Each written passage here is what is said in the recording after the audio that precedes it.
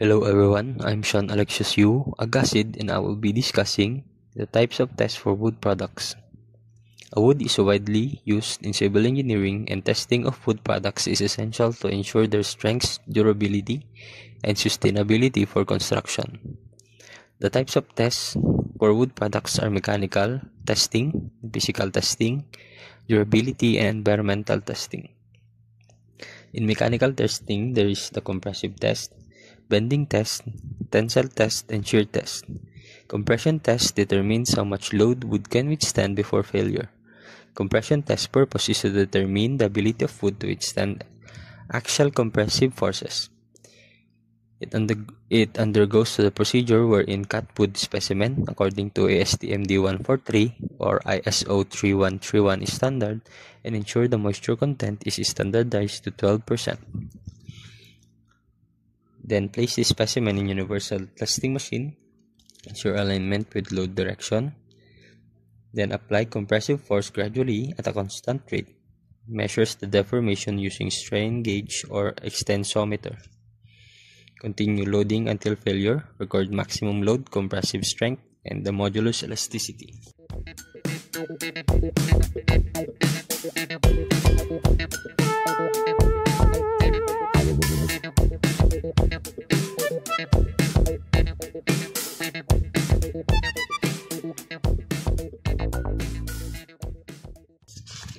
The next type of mechanical testing is the tensile test, wherein it measures the ability of wood to resist pulling forces. Tensile test purpose is to measure the tensile strength of wood along the grain.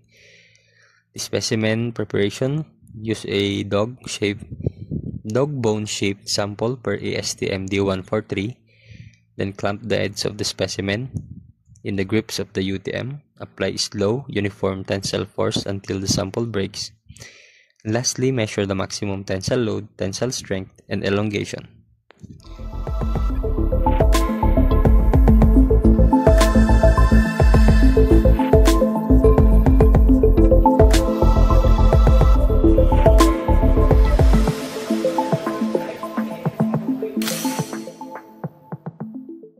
The next type of mechanical test is the bending test, or also known as the modulus of rupture. Evaluates the flexural strength and elasticity. The bending test purpose is to evaluate the wood's resistance to bending forces. The specimen will go under a cut, wherein going to cut it to beams 300 mm by 50 mm by 50 mm.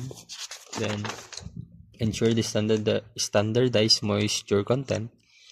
Place the specimen on two supports, apply the force at the center, where if we are using a 3-point system, or 2 equal points for 4-point system.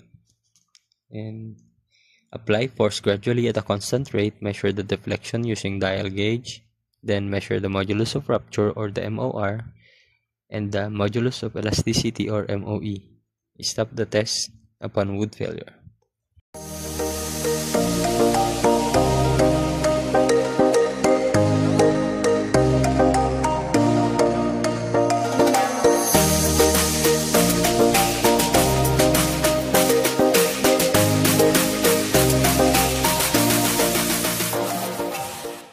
The last test in mechanical testing is the shear test.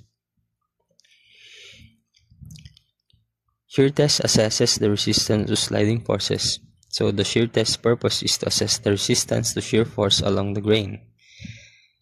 It undergoes to a cutting a rectangular block with a size of 50 mm by 150 mm.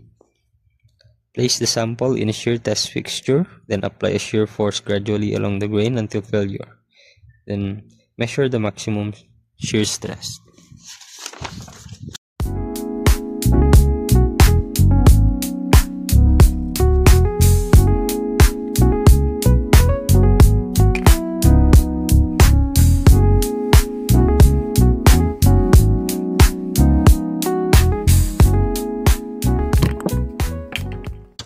Okay, we'll be going to discuss the physical testing. In physical testing, there is only 3 types of tests listed: the density, moisture content, shrinkage, and swelling. Then hardness test or the Janka hardness test. So in density, moisture content test, higher the density generally means stronger wood. In shrinkage, swelling measures how wood reacts to moisture changes. Then the hardness test or the Janka hardness test determines the resistance to indentation. Then let's move on to the durability and environmental testing. In durability and environmental testing, there is the decay resistance test, weathering test, and the fire resistance test. In decay resistance test, we evaluate how well wood resists fungi and insects.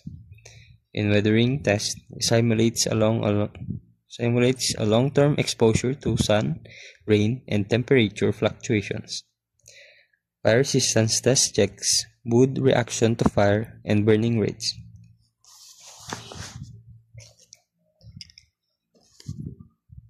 Now, let's move on to the standard wood testing methods. The ASTM standards, or the American Society for Testing and Materials, and ISO, International Organization for Standardization, and EN for European norms. They created a standard test to assess their mechanical, physical, and durability tests of woods.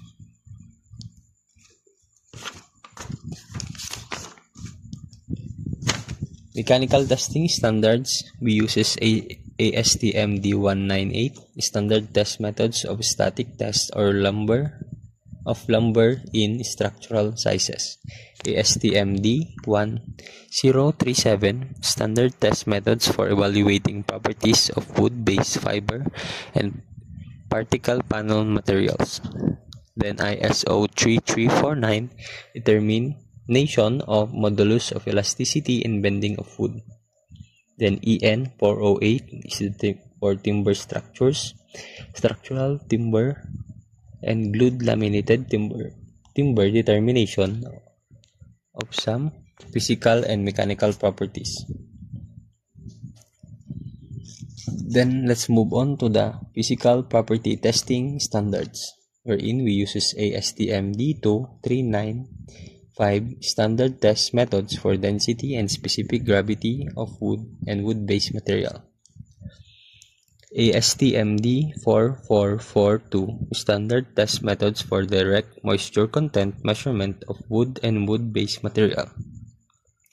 ISO 13061-1 or the physical and mechanical properties of wood, determination of density. Then let's move on to the durability and environmental testing standard, wherein we uses ASTM D1107 standard test method for ethanol toluene solubility of wood. Then the ASTM D1757 or the standard test method for sulfate in wood. There is also the EN113 or the wood preservatives test for determining the protective effectiveness against wood destroying basidiomycetes. Next test is the adhesion and bonding standard for wood products, wherein it undergoes ASTM D905 or the standard test methods for strength properties of adhesive bonds in shear by compression loading. ASTM D2559 or the standard test specification for adhesives for structural laminated wood products for use under exterior exposure conditions. The last types of standard tests for fire resistance and combustibility testing. ASTM E84 standard test method for surface burning characteristics of building materials. And ISO 11925-2 or the test reaction to fire test ignitionability of building products. And that would be all. Thank you. Hello everyone, I am Michael James P. Gregorio and I will be discussing about the application of wood in construction. First, we have the structural application. We have framing system, post and beam construction, and mass timber. In framing system, we have light framed wood constructions. It's like a platform or balloon framing that is popular technique in residential buildings, especially in North America, Japan, and Scandinavia. Next is a post and beam construction. Uses large timber beams and columns, often visible and exposed as an architectural feature. Next, we have mass timber.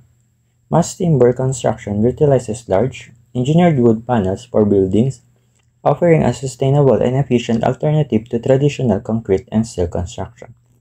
Sa picture, may kita natin na yung wood ay ginagamit for the structural elements for a high-rise building. For flooring systems, we had hardwood flooring, engineered wood floors, and subflooring. For hardwood flooring, we have oak, maple, and bamboo are used for its strength and beauty. For engineered wood floors, it is used where moisture control is critical, for example, in the kitchen area. For subflooring, it is typically built using plywood or OSB or oriented strand board sheets attached to wooden joists.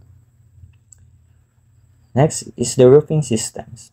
Wooden truss and rafters are key components of pitch roof structures. May kita natin dito na yung wood ay ginagamit din for rafters and trusses. For wall systems, we have wall sheeting and timber cladding. Plywood and OSB are largely considered the best wall sheeting choices because of their overall abilities to hold fasteners well, create a strong bond between studs, and provide some thermal advantages. May kita natin sa pictures na yung plywood is ginagamit for wall sheeting na naka-attach sa vertical studs. Kumbaga sa concrete masonry ay ito na yung parang palitada na isang pader. For timber cladding is also known as wood cladding, weatherboarding, or siding involves covering the external walls of a building with timber boards or planks for both decorative and protective purposes. Dito naman ay may kita natin yung mga wooden planks ay ginagamit for protective ng walls and for the aesthetic purposes of a building. Kadalasan natin ito makikita sa mga gilid or facade ng building. Next is the joinery and carpentry works. Carpenters work on site constructing building elements like framing, while joiners specialize in creating finished products, often in a workshop like doors, windows, and furnitures.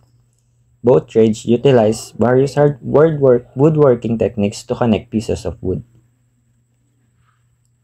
Next is the temporary works. We have formwork and scaffolding.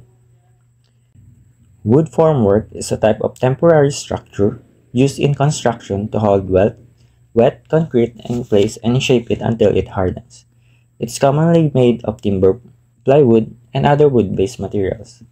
Wood formwork is a temporary structure that can be removed after the concrete has cured to the desired strength. May kita natin sa picture na ito yung kadalasan natin may kita sa construction site kung saan yung wood or mga plywood and timbers ay ginagamit para maging mold din ng mga columns or mga beams. Next is the scaffolding. A supported scaffold consisting of a platform supported by brackets attached to a building or structural walls. Yung wooden scaffolding ay kadalasan ginagamit sa mga building na hindi ganun kataas. Next is bridges